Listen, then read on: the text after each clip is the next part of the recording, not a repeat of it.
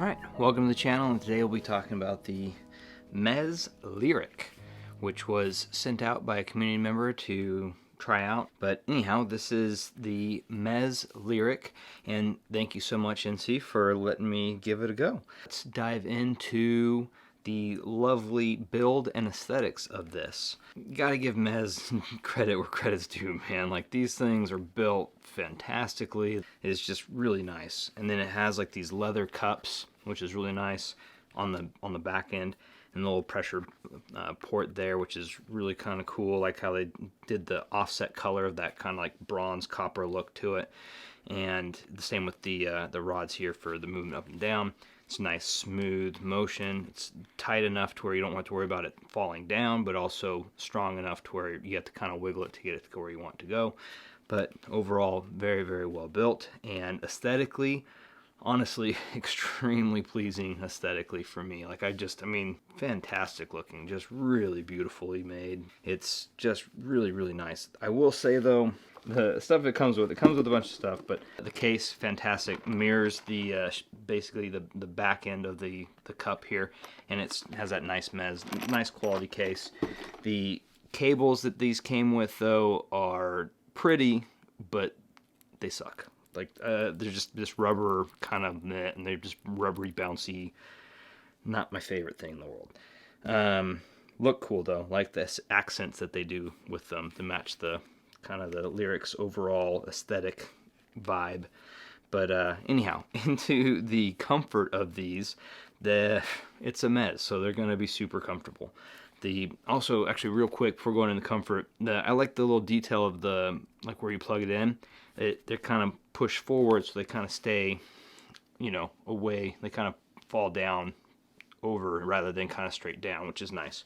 So comfort-wise, so there's a little bit of a thing here is the cups themselves are actually pretty narrow, and my ears do touch pretty easily, like almost across the board.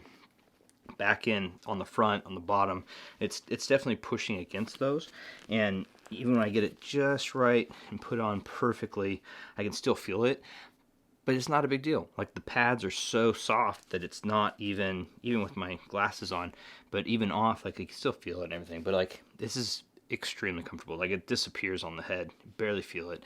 Overall headband comfort, like I said, disappears. I don't have any hot spots. It's just really super comfortable, easy to wear, had no major issues.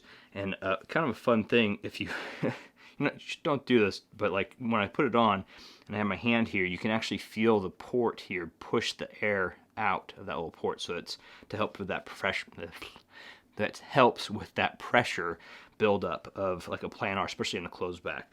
Comfort, fantastic. Build, fantastic. And aesthetically, extremely pleasing.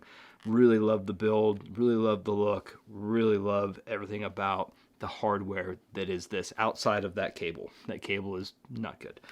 Okay, so let's dive into the sound of these. I'm actually utilizing an aftermarket purple peri-opt cable. So, purple, that's all you need to know. Anyhow, going to be doing a quick listen with these, just a couple random tracks, just as a kind of a fun refresh, and then we'll dive into the sound. I'm utilizing my iFi Griffin to do the test with USB from my phone and a bunch of dongles to get it to be where I need it to be. And I'm going to do, right off the bat, let's try Imelda May, Call Me, and let's dive into this.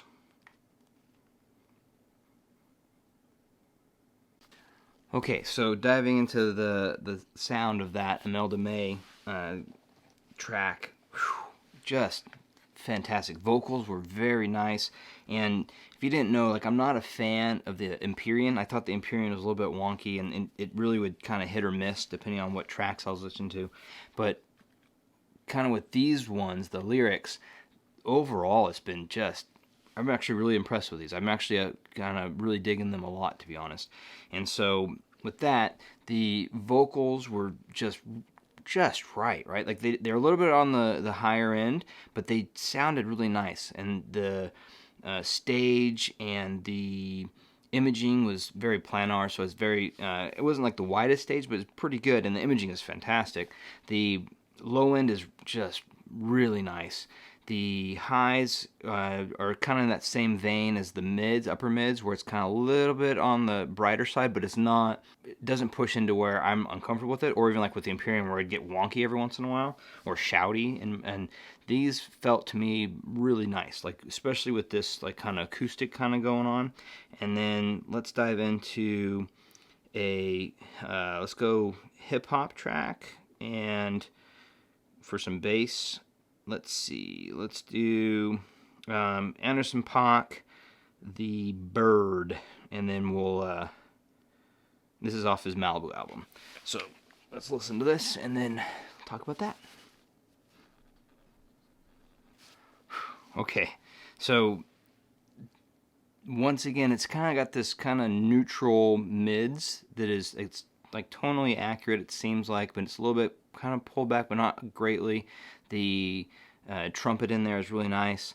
His vocals are forward and nice. Has that more of that neutral bright in the upper mids range, and then the same with the highs. They just have a nice like splash to them without being overly done, but they're definitely more on that neutral bright sound, or neutral bright, I guess would be the right way to put it. But and then the low end is very punchy and not quite clean, but very punchy and not overly boomy, but kind of more clean boomy or punchy boomy, I guess. Anyhow, it's really nice. It works really well together. Let's do Masego. I'm gonna butcher that name. Masego. Masego Tadao. It's the next one, and this is like more of like an R&B with like some kind of fun little parts to it.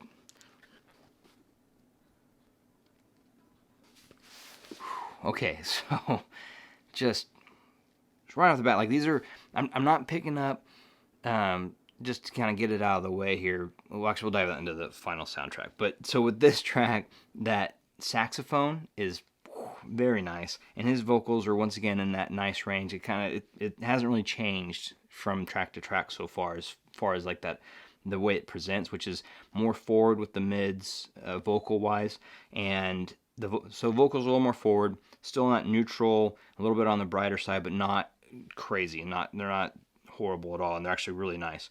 Let's see, the low end is still that kind of punchy boomy sound, and then the imaging is fantastic. The stage is still kind of smaller, and that's to be expected. Closed back headphones, but it sounds really nice. Like it's a nice little sounding headphone. Like it's not little, it's a fairly large headphone, but it sounds nice.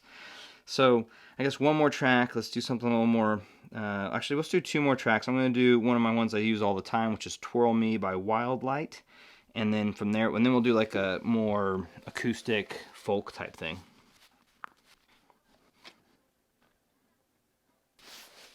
Okay, kind of more of the same. Like it's been really consistent across the different genres I've been listening to, and that's been my experience with it in general. It's like, and well, once again, once we get to the kind of final my final thoughts, not evaluation, final thoughts on these as far as sound goes, which will be coming up.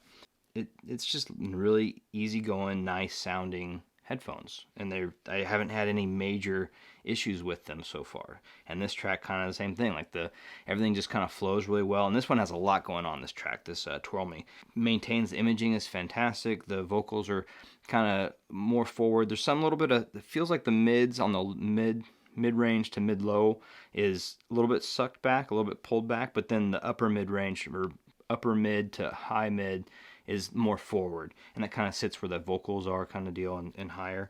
And then the highs they do feel a little bit on the brighter side, but not like in a bad way. They're just more elevated, but they're also not very overly shimmery, at least in the tracks I've been listening to, and they just sound really nice. Like the hi-hats sound really nice. They sound not very overly splashy, but really nicely done in a kind of mellow, easy get along with way.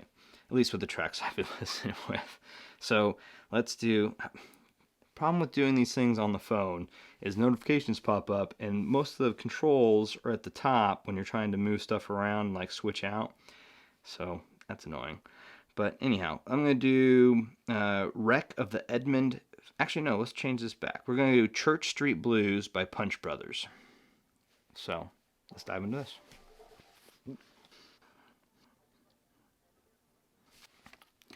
Okay.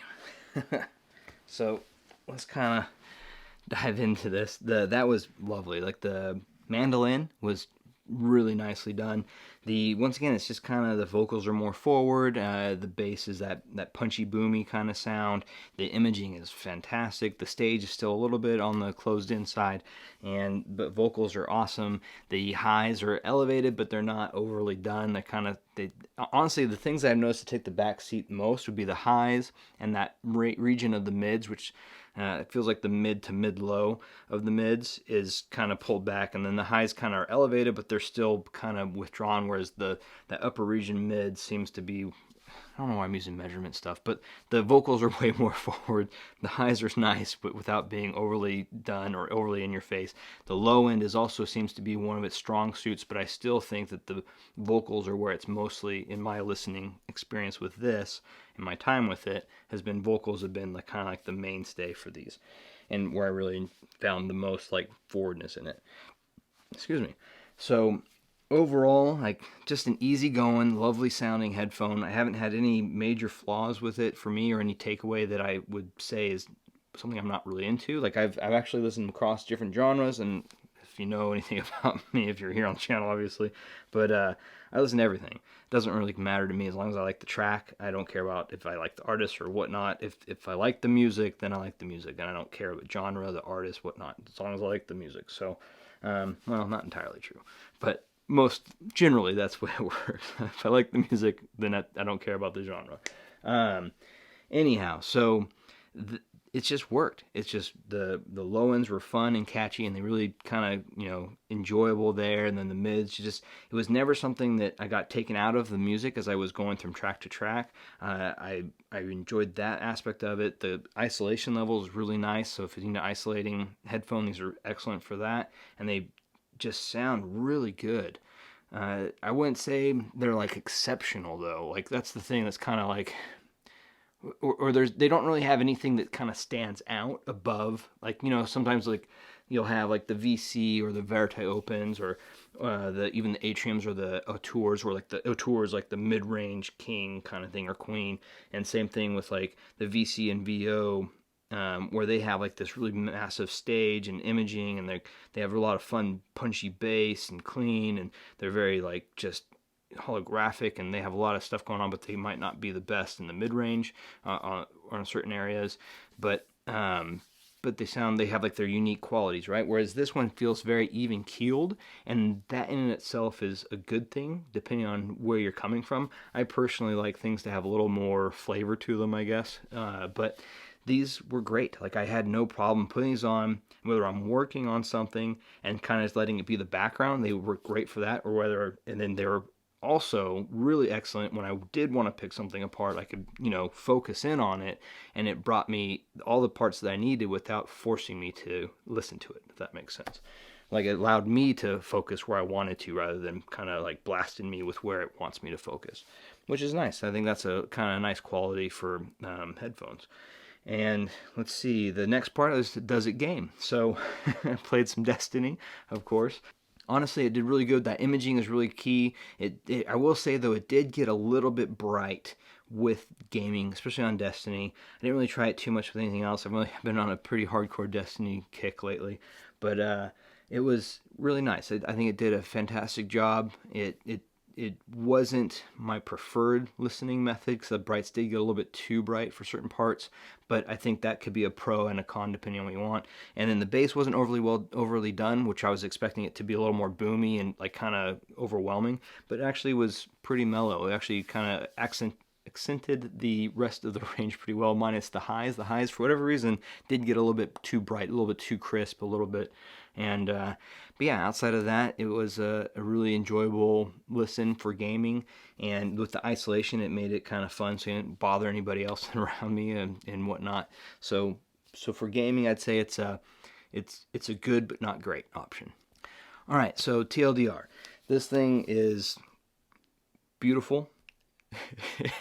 It's built like a freaking super engineered headphone. Like, the engineering on it is ridiculous. It's a beautiful headphone. It sounds lovely, and as far as overall everything said and done, can I recommend this? if it's in your price point, for sure, this is probably one of the best closebacks I've heard. As far as, it's probably the best closeback planar I've heard for sure.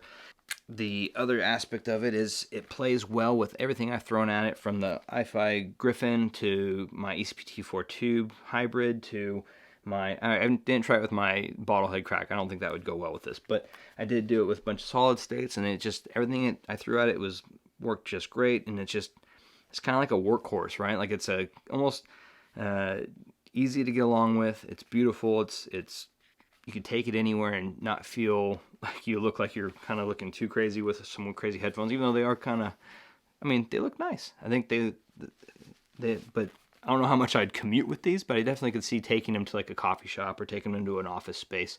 And they work great for those kind of scenarios as well, because the isolation is fantastic and the sound quality is really easy to get along with, and you can plug them into almost anything and they'll sound pretty dang good off of almost everything I've tried with. So, but yeah, these things are definitely worth a look, especially if they're in your price point, if you're looking for a really good closeback.